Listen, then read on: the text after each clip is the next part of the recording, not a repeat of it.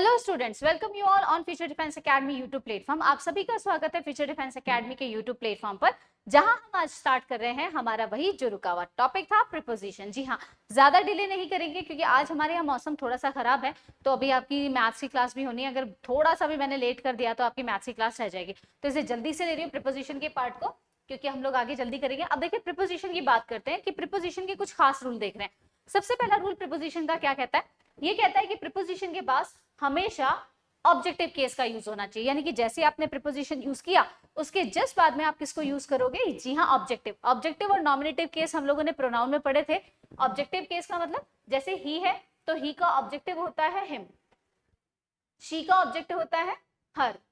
तो ये होते हैं ऑब्जेक्टिव केस और ये होते हैं नॉमिनेटिव केस। अगर वर्ब से पहले आ रहा है प्रोनाउन तो वो नॉमिनेटिव, और वर्ब के बाद आ रहा है तो वो कौन सा हो गया? आपका ऑब्जेक्टिव केस हो गया। तो यहाँ पर देखिए, I do not depend on him, तो यहाँ पर इसने क्या किया? ऑन प्रीपोजिशन आया। रूल क्या बोल रहा है? ऑन प्रीपोजिशन आने के बाद ऑब्जेक्टिव केस यानी हिम का इस्तेमाल होगा। शी रिलाइज ऑन मी, यानी यहाँ पर रिलाइज वर्ब हो गई, वर्ब के बाद आ रहा है लेकिन पहले प्रीपोजिशन है, तो प्रीपोजिशन के बाद में ऑब्जेक्टिव केस आना चाहिए। नेक्स्ट की बात करते हैं।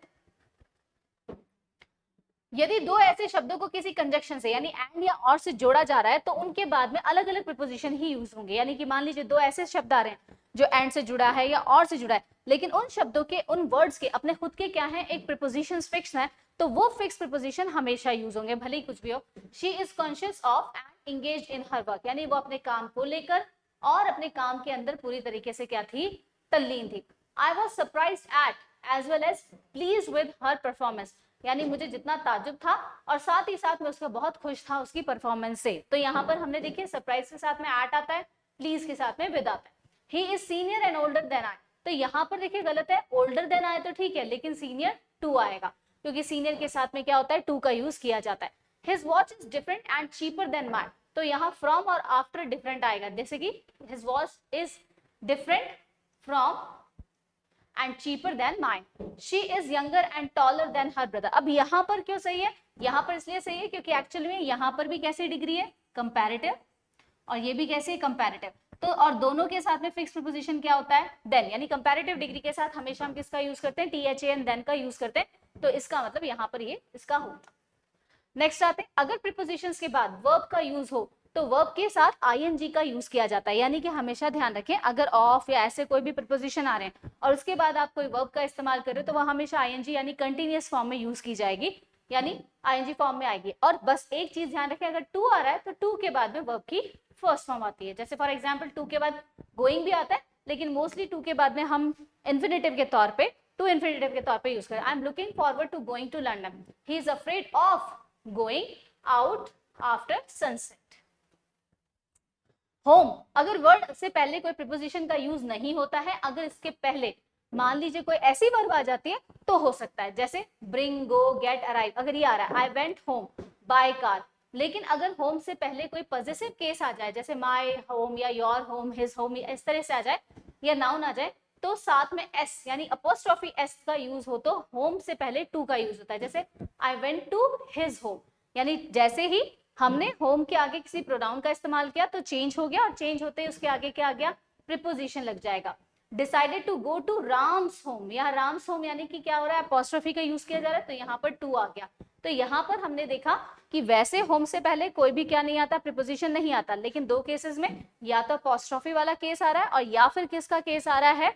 पॉजिटिव केस आ रहा है प्रोनाउन का, तो हम उसके आगे प्रोनाउन में से पहले और उस पॉजिटिव केस से पहले क्या लगाएंगे? अपोस्ट्रोफी से पहले क्या लगाएंगे? प्रीपोजिशन का इस्तेमाल करेंगे। अब जैसे वर्ड्स दे रखे हैं, स्ट्रेस है, एम्फसाइज है, इन्वेस्टिगेट है, कंप्राइज है, accompany, consider, violate, pervade, precede, succeed, invade, resist, enter, eschew, direct, join, sign, affect, ensure, board, discuss, describe, reach, order, tell, demand, attack, control, resemble और ridicule.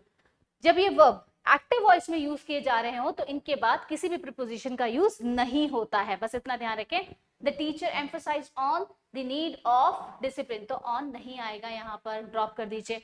I have ordered for a cup of tea, for को हटा दीजिए, I have ordered a cup of tea. I shall discuss about the problem with you, I shall discuss about को हटा दीजिए and problem with you. He described about the incident in his story, अब यहाँ पर क्या होगा? About को हमें हटाना है। He described the incident in his story. तो हमने देखा अगर ये वर्ड्स यूज हो रहे हैं तो हमें एक चीज ध्यान रखनी है, इनके बाद में प्रीपोजिशन का इस्तेमाल नहीं करना है। नेक्स्ट, कम्युनिकेशन में यूज होने वाले जो वर्ब्स होते हैं जैसे कि advice, tell, ask, beg, command, encourage, request, inform, order, ये सारे ऐसे हैं जो कि ज्यादातर ऑब्जेक्ट से पहले होते हैं, तो इनके साथ में टू का कभी इस्तेमाल ना करें। जैसे I advise to him to go, नहीं होगा, I advise him to go. I inform to the police, I inform the police of the incident. तो हमेशा ध्यान रखें इन वर्ब्स के साथ में टू का इस्तेमाल नहीं होता, क्योंकि टू जो होता है वो फाइनल डेस्टिनेशन के लिए होता है, इस चीज के लिए इस्तेमाल किया जाता है, ऐसे इस्तेमाल नहीं करेंगे। नेक्स्ट, से, सजेस्ट, प्रपोज के बाद हमेशा टू प्रीपोजिशन का यूज होता है। इसके बाद ऑब्जेक्ट के कोई भी रूप में व्यक्ति का रूप प्रयोग हो सकता है, जैसे you suggested to him, you said to me. तो आप इसके बाद क्या कर सकते हैं, ऑब्जेक्टिव केस को इस्तेमाल कर सकते हैं। देख लीजिए दोनों में ऑब्जेक्टिव केस आ रहा है, तो यानी कि अगर सजेस्टेड वगैरह के साथ में बाद में टू हमेशा आता है, कौन कौन में से में आता है, सजेस्ट में, प्रपोज के बाद हमेशा टू प्रीपोजिशन का प्रयोग होता है, यदि इसके बाद में ऑब्जेक्ट के तौर पे कोई व्यक्ति, यानी कि अगर हम किसी इंसान के प्रोनाउन को यूज कर रहे हैं, कौन से वाला, possessive case, sorry objective case वाला, तो उसमें हम किसका इस्तेमाल करेंगे, टू को लगा सकते हैं। Speak, reply, explain, complain, talk, listen, write, इन सब के बाद भी हमेशा टू प्रीपोजिशन का यूज होता है अगर इनके बाद ऑब्जेक्ट के तौर पे किसी इंसान का यूज हो रहा। He did not reply to me, तो यानी objective case.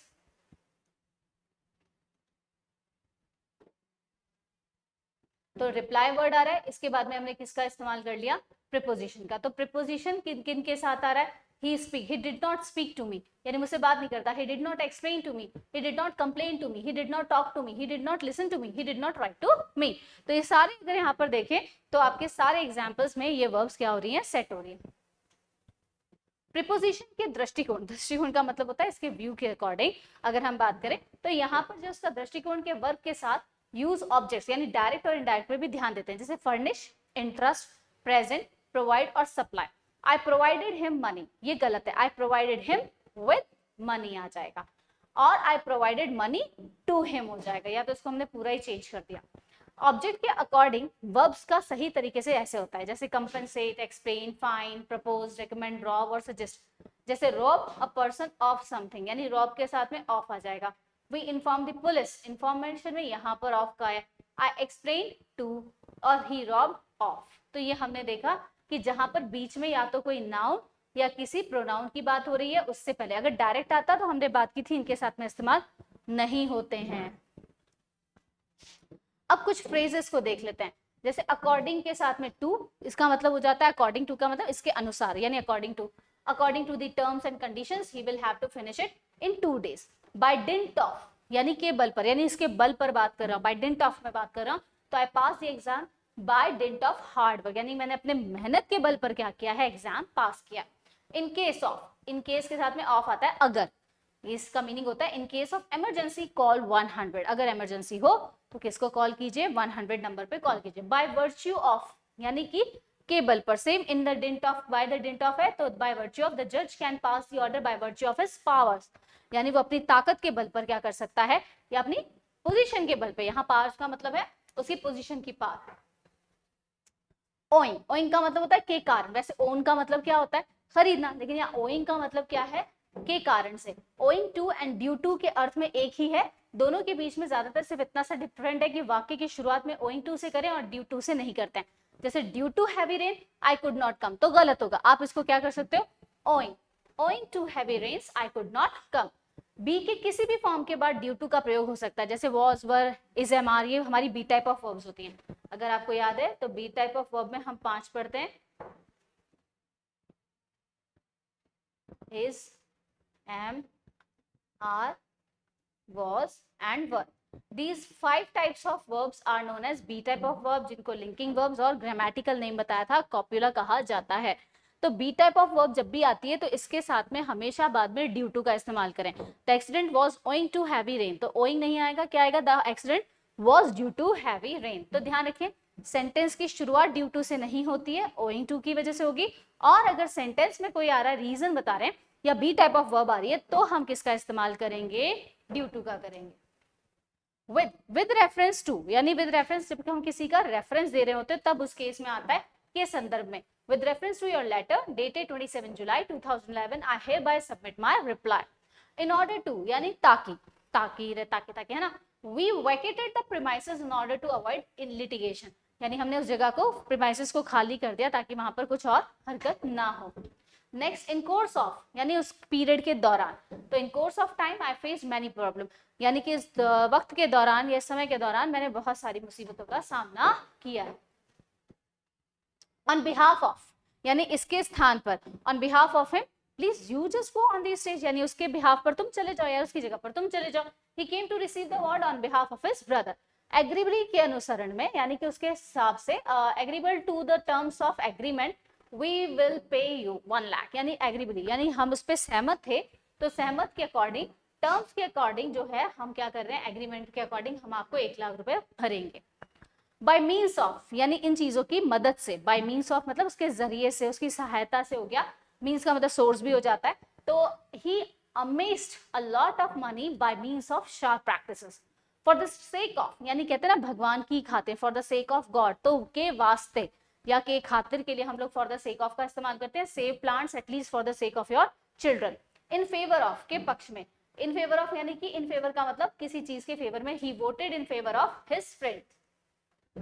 In lieu of के बदले में, जब किसी कहते हैं ना इन ल्यू ऑफ यू, ठीक है, he got 50,000 rupees in lieu of his claim, यानी उसको उसके बदले में, क्लेम के बदले में 50,000 रुपए का क्या मिला है, क्लेम मिला है. ऑन अकाउंट ऑफ यानी उसके कारण के लिए बताते हैं, जैसे कि on account of his negligence the company suffered heavy loss. In relation to के संबंध में, यानी इसके रिलेशनशिप के बारे में बता रहे हैं. There are some rules in relation to the organization of the match. I acted according to your order. अब जैसे यहाँ पर acted वर्ड के साथ में देखो दो तरीके से यूज होगा अकॉर्डिंग. एक तो होता है तुम्हारे ऑर्डर के अकॉर्डिंग, अनुसार किया. I acted in accordance with your order, लेकिन मैंने यहाँ पर काम किया किसके अकॉर्डिंग से, तुम्हारे अकॉर्डिंग से, है ना. Mother Teresa has affection for all, सबके लिए प्यार था. Mother Teresa was affectionate to all, लेकिन मदर टेरेसा सबसे सबको प्यारी लगती थी. दोनों का चेंज हो गया. He has ambition for fame, यानी उसका महत्वाकांक्षी है वो, यानी कि उसको बहुत इच्छा है फेम होने की. He is ambitious of fame, लेकिन वो लालची है, महत्वाकांक्षी है वो. I am capable of doing hard work, मैं कैपेबल हूँ यानी कि मेरी क्षमता है. I have capacity for doing hard work, मेरे अंदर क्षमता मौजूद है.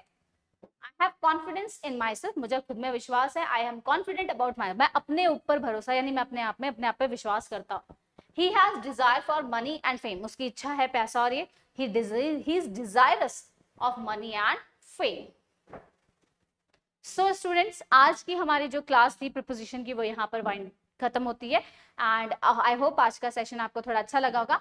टुडे थोड़ा सा आज क्या है कि मेरा पेपर था, तो I was not able to sleep the last night, तो थोड़ा सा आज हो सकता है एनर्जी लेवल डाउन रहे, बट कल वापस इस एनर्जी लेवल के साथ है. और कल बहुत ही स्पेशल क्लासरूम है आपका 15 अगस्त के जो हमारा बहुत बड़ा दिन है हमारे देश के लिए, कल उसके उपलक्ष्य में हम लोग लेकर आ रहे हैं एक बहुत बड़ी महा मैराथन क्लास, जिसमें आपके PYQs को सॉल्व किया जाएगा एंड प्लस में आपके हर सब्जेक्ट को, GK, English, maths and science, चारों को कवर अप किया जाएगा. सो प्लीज कल हमारे साथ बने रहिएगा और प्लीज प्लीज प्लीज प्लीज कल किसी भी हालत में अपनी क्लास को छोड़िएगा मत. कल लगातार बने रहना है और इसी तरीके से हम लोग आगे भी जुड़ते रहेंगे. Till then thank you so much. जय हिंद, जय भारत, शब्बा खैर, गुड नाइट, शुभ रात्रि.